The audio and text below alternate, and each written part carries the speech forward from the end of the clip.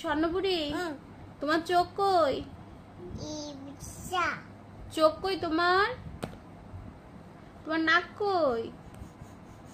তোমার গাল কই? তোমার দাঁত কই? মা তোমার দাঁত কই? তোমার টিপ কই?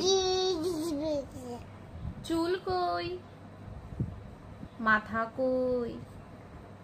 কান কই? কানে হাত দাও। কান কই? কান কান। তোমার হাত কই মা?